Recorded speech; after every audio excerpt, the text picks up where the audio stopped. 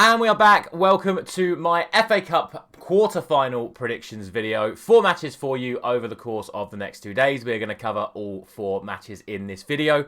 But before we get into it, I'm just going to remind you that international predictions will be back on the channel over the next couple of weeks. We're going to be doing daily Euro 2024 qualifier prediction videos every single day for you over the course of the international break, so you don't miss out on any of the content on this channel. Please make sure that you are subscribed. And before we get into the predictions for today, a quick reminder again to drop a like on this video. And now, without any further ado, let's get into those FA Cup quarter-finals. And we start with Manchester City against Burnley, second and defending champions of the Premier League versus runaway leaders of the Championship, and Vincent Kompany returning to the Etihad Stadium for the first time as a manager, I believe. I don't think he ever went there with Anderlecht. And I have to just quickly say, before we actually get to the prediction today, I was really impressed with his interview yesterday regarding Patrick Vieira's sacking. I thought he was very well spoken, very strongly opinionated about it as well. But I had to say I agree with everything Vincent Kompany had to say about Patrick Vieira's sacking, and he's gone up a lot more in my estimations. I've always been a big fan of Vincent Kompany anyway, despite the fact that he played for one of Manchester United's biggest rivals. But I think he really is a strong manager. He's got a good head on his shoulders, and I expect him to do very well. Hopefully, even get the result against Manchester City today, which would, of course, see, in my opinion, Manchester United's biggest rivals to the FA Cup being knocked out. So, come on, Vincent Kompany, come on and upset the apple cart at the Etihad and ruin your return in the eyes of the Manchester City fans. I don't think that's actually going to happen. I'm going to go for 4-2 to Manchester City. I think it's going to be a very open, high-scoring game. And at the end of the day, I think it just comes down to overall team quality. Whatever team Manchester City put out today, I think they'll be too strong for Burnley. Like I say, they are the runaway leaders of the Championship. They're going to be giving this absolutely everything they've got, Burnley. I don't think Vincent Kompany is going to shirk from his usual style of play, and I think it's going to be a very, very entertaining game. But overall, I think Manchester City will eventually end up taking the win. The, of course, advantage of having the games being played today and tomorrow ahead of an international break means that there's no real reason for managers to potentially rest players to save them for league games, because we're going into an international break. So there is going to be no more club games for the next 2 weeks. So be interested to see how strong a team everyone puts out this weekend. But I think in the cases of Manchester City and Burnley, you will probably see full first teams. Speaking of Championship football, and the first game of tomorrow sees second in the Championship playing, I think Blackburn at the moment are 5th or 6th. They are more than in the playoff picture at the moment.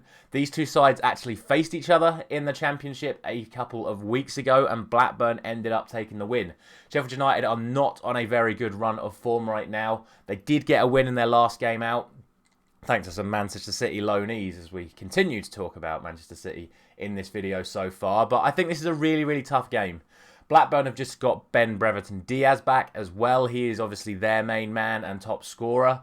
So I think this is a really, really tight game. The fact that it's at home just edges it in Sheffield United's favour. However, I just think on the current run of form these sides are in, and the amount of pressure being mounted on Sheffield United to perform well in the Championship, what I'm going to go for in this game is a 1-1 draw in 90 minutes. Remember, there are no replays from this point on in the competition. So this will go straight to extra time and penalties tomorrow afternoon when the game will be played. And I'm actually going to go for Blackburn Rovers to take the win in either extra time or penalties. I really think this is the toughest fixture by far this weekend when it comes to the FA Cup. And it'll be very interesting to see who gets the result. But I am edging it in Blackburn's favour just because of all the little things being piled up on Sheffield United at the moment. After that game, we move over to Brighton and they take on League 2 Grimsby. The real story of the FA Cup in this season. There's always one team from the lower leagues that really shines, and this season it has been Grimsby Town, so fair play to them for making it this far. However, I think Roberto De Zerbi is very, very keen on adding a trophy to what has been a phenomenal season for Brighton. Obviously, they're in Statistically, the best position to get into the top 4 at the moment, assuming they all win their games in hand in the Premier League. But, as we said, we're going into an international break. So I would expect Brighton to be at relatively full strength. And like I say, I think De Zerbi is very keen on winning this competition and getting Brighton to Wembley, which they will do if they win this game, because even the semi-finals are being played at Wembley like they normally are in the FA Cup. So, unfortunately, in my opinion, the Grimsby Town story ends tomorrow. And I'm going to go for 4-0 to Brighton. I just think the way they're playing at the moment, they're smashing Premier League teams. So you have to think they're going to smash League 2 Grimsby, no matter how much of a fight they put up. And finally, it is my club, as always, Manchester United. And they are taking on Fulham. And this is a game that I wasn't too confident about when the draw initially was first made. Fulham have been very, very good this season. However, their away form has not been particularly great. It's all been about their home form for them this season.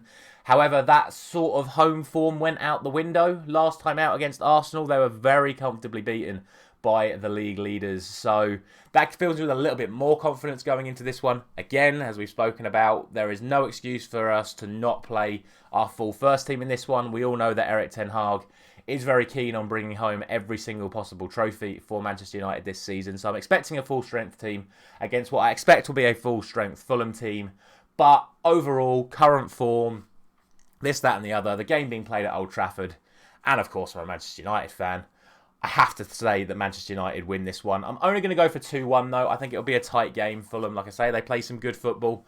We're not on the absolute tip-top of our form at the moment, but this is a game I would expect Manchester United to win.